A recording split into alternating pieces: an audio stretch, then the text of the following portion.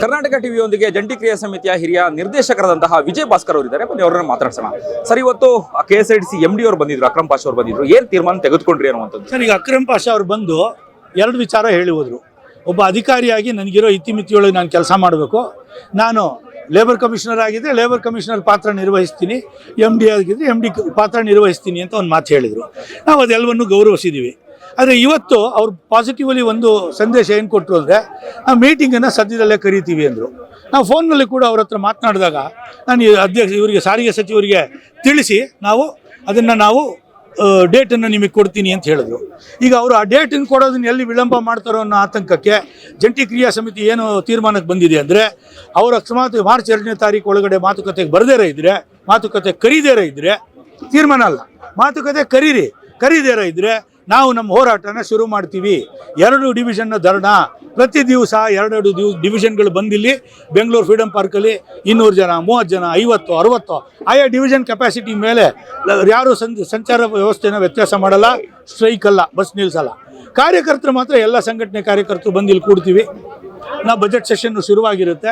ಸರ್ಕಾರದ ಗಮನನ ನಿರಂತರವಾದ ಒತ್ತಡದ ಮೂಲಕ ನಾವು ಕಾಯ್ದಿರಿಸ್ಕೋತೀವಿ. ಇದು ಒಂದು ನಮ್ಮ ಬೇಡಿಕೆ. ಎರಡನೇದು, MD ಅವ್ರು ಏನು ಹೇಳಿದ್ರು ಅವ್ರು ತಮ್ಮ ಭಾಷಣದಲ್ಲಿ, ಸಾರಿಗೆ ಇವರು ನಿವೃತ್ತ ನೌಕರರ ಹಿತಾಸಕ್ತಿನ ನಾವು ಗಮನದಲ್ಲಿ ಇಟ್ಕೋತೀವಿ, ಅದನ್ನು ನಾವು ಕಾಪಾಡ್ತೀವಿ ಅಂತ ಒಂದು ಭರವಸೆ ಕೊಟ್ಟರು. ನಿವೃತ್ತ ನೌಕರರ ಭರವಸೆನೂ ಅವರು ಈಡೇರಿಸ್ಬಿಡ್ತೀವಿ ಅಂತ ಹೇಳಿದ್ರೆ ನಮಗೂ ಸರ್ಕಾರಕ್ಕೂ ಏನಪ್ಪ ತಕರಾರು? 792 ಕೋಟಿ ಬಾಕಿ 38 ತಿಂಗಳದು. ಸರ್ಕಾರ ಈಗ 1271 ಕೋಟಿ ಕೊಡಕ್ಕೆ ಮುಂದೆ ಬಂದಿದೆ. ನಿವೃತ್ತ ನೌಕರರಿಗೆ ಒಂದು 200 ಕೋಟಿನೋ 250 ಕೋಟಿನೋ ಕೊಟ್ಬಿಟ್ರೆ ನಮಗೂ ಸರ್ಕಾರಕ್ಕೂ ಒಂದು 250-260 ಕೋಟಿ ಅಷ್ಟೇ ಜಗಳ. ಅದಷ್ಟಕ್ಕೆ ನಾವು ಮುಷ್ಕರಕ್ಕೆ ಇಡೀ 1,25,00,000 ಜನಕ್ಕೆ ತೊಂದರೆ ಕೊಡೋ ರೀತಿಯಲ್ಲಿ ನಾವು ಮುಷ್ಕರ ಮಾಡಬೇಕಾ? ಅದರಿಂದ ಆ ಜನರ ಬೆಂಬಲ ಸಿಂಪತಿ ನಮಗಿಲ್ಲದೆ ಹೋದರೆ ಯಾವ ಸರ್ಕಾರ ನಮಗೆ ಮಣಿಯುತ್ತೆ?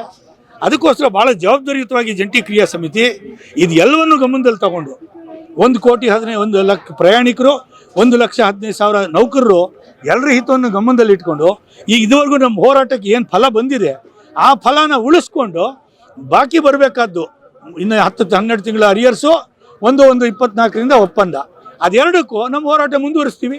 ಅಲ್ಲ, ಬೆಳಿಗ್ಗೆ ಕರ್ನಾಟಕ ಟಿವಿಯೊಂದಿಗೆ ನೀವು ಮಾತನಾಡ್ತಾ ಹೇಳ್ತಾ ಇದ್ರೆ ಸರ್ಕಾರದ ಏಕಪಕ್ಷೀಯ ನಿರ್ಧಾರವನ್ನ ನಾವು ಒಪ್ಪಲ್ಲ ಅನ್ನುವಂಥದ್ದು. ಈಗ ಮಾರ್ಚ್ 2ನೇ ತಾರೀಕುವರೆಗೆ ನಾವು ಕಾಯ್ತೀವಿ ಅಂತ ಹೇಳ್ತಿದ್ದೀರಿ.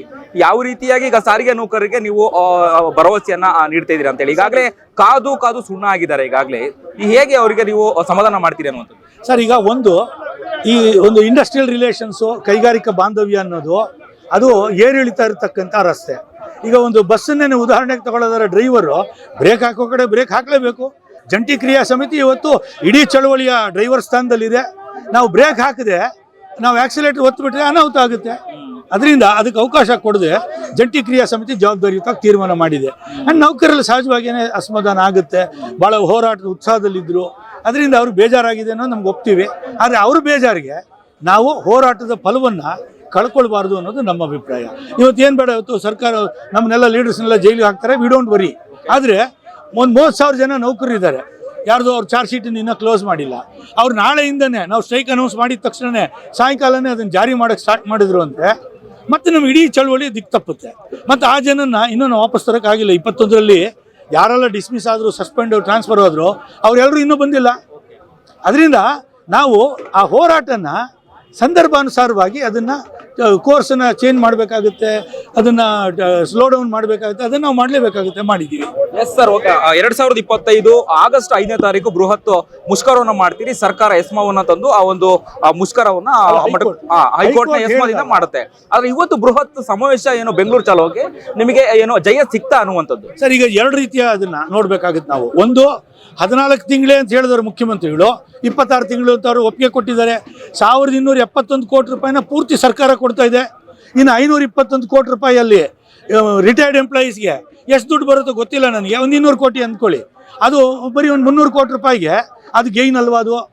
ಎರಡನೇದು, ಮುಖ್ಯಮಂತ್ರಿಗಳು 4ನೇ ತಾರೀಕು ಆಗಸ್ಟ್ ಕೂಡ 1/4/26ಕ್ಕೆ ಬರ್ತೀನಿ ಅಂತ ಹೇಳಿದ್ರು. ಇವತ್ತು 1/4/25ಕ್ಕೆ ಆದೇಶ ಮಾಡಿದ್ದಾರೆ. ನಮ್ಮ ಹೋರಾಟನ ಒಂದು ಹೆಜ್ಜೆ ಹಿಂದೆ ತಗೊಂಡು ಮತ್ತೆ ನಾವು ಹೋರಾಟ ಮುಂದುವರಿಸಿದ್ರೆ ನಮಗೆ ನಂಬಿಕೆ ಇದೆ, 1/1/24ನ ನಾವು ಮಾಡೇ ಮಾಡ್ತೀವಿ ಅನ್ನೋ ಭರವಸೆ ನಮಗಿದೆ. ಕೊನೆಯದಾಗಿ ಇವತ್ತು ಬೃಹತ್ ಸಮಾವೇಶಕ್ಕೆ ರಾಜ್ಯದ ಬೇರೆ ಬೇರೆ ಜಿಲ್ಲೆಗಳಿಂದ ಕೂಡ ಸಾರಿಗೆ ನೌಕರರು ಭಾಗವಹಿಸಿದ್ರು. ಕೊನೆಯದಾಗಿ ಸಾರಿಗೆ ನೌಕರಿಗೆ ಏನ್ ಹೇಳಿಕ್ ಬಯಸ್ತೀರಿ ಸರ್? ಈಗ ಈ ಹೋರಾಟ ನಾವು ಸಾಕಷ್ಟು ಯಶಸ್ಸನ್ನು ಗಳಿಸಿದ್ದೀವಿ.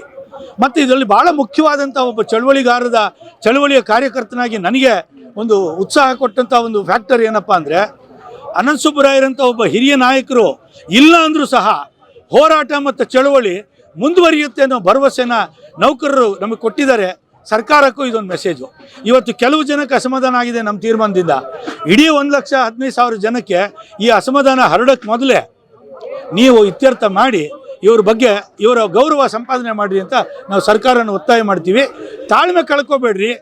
ತಾಳ್ಮೆ ಇದ್ದಲ್ಲಿ ತಾಳಿದವನು ಬಾಳಿ ಅನ್ನೋ ಗಾದೆನ ನಮ್ಮ ಸಾರಿಗೆ ನೌಕರರಿಗೆ, ಹೋರಾಟಗಾರರಿಗೆ ಹೇಳಲಿಕ್ಕೆ ನಾವು ಬಯಸ್ತೀವಿ. ಓಕೆ, ಕೊನೆಯದಾಗಿ 38 ತಿಂಗಳ ಅರಿಯರ್ಸ್ ಬಾಕಿ ಇರುವಂತದ್ದು ನಿಮಗೆ ಸಿಗುತ್ತೆ ಅನ್ನುವಂತಹ ವಿಶ್ವಾಸ ಇನ್ನು ಕೂಡ ಇದೆಯಾ ಅನ್ನುವಂಥ? ಸರ್, 100% ನಮ್ಮ ಹೋರಾಟದಲ್ಲಿ ನಮ್ಮ ನಂಬಿಕೆ ಇದೆ. ಅವ್ರು ಕೊಡಲ್ಲ, ನಾವು ಬಿಡಲ್ಲ. ನಾವು ಬಿಡಲ್ಲ ಅಂದರೆ ಬರೀ ಬಾಯಿ ಮಾತಲ್ಲ.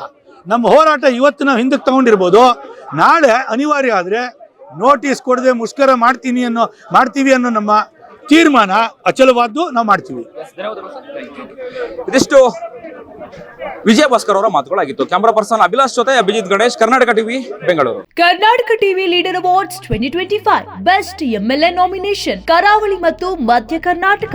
ಟಿ ರಘುಮೂರ್ತಿ, ಚಳ್ಳಕೆರೆ ಕ್ಷೇತ್ರ; ಚಂದ್ರಪ್ಪ, ಹೊಳಲ್ಕೆರೆ ಕ್ಷೇತ್ರ; ಹರೀಶ್ ಪೂಂಜಾ, ಬೆಳ್ತಂಗಡಿ ಕ್ಷೇತ್ರ; ಅಶೋಕ್ ರೈ, ಪುತ್ತೂರು ಕ್ಷೇತ್ರ; ಗುರುರಾಜ್ ಗಂಟಿಹೋಳಿ, ಬೈಂದೂರು ಕ್ಷೇತ್ರ; ಕೆಎಸ್ ಆನಂದ್, ಕಡೂರು ಕ್ಷೇತ್ರ; ಎಚ್ಡಿ ತಮ್ಮಯ್ಯ, ಚಿಕ್ಕಮಗಳೂರು ಕ್ಷೇತ್ರ; ಯಶಪಾಲ್ ಸುವರ್ಣ, ಉಡುಪಿ ಕ್ಷೇತ್ರ; ಬೇಳೂರು ಗೋಪಾಲಕೃಷ್ಣ, ಸಾಗರ ಕ್ಷೇತ್ರ; ಚನ್ನಬಸಪ್ಪ ಚನ್ನಿ, ಶಿವಮೊಗ್ಗ ನಗರ ಕ್ಷೇತ್ರ; ಬಸವರಾಜು ಶಿವಗಂಗಾ, ಚನ್ನಗಿರಿ ಕ್ಷೇತ್ರ; ಸತೀಶ್ ಸೈಲ್, ಕಾರವಾರ ಕ್ಷೇತ್ರ.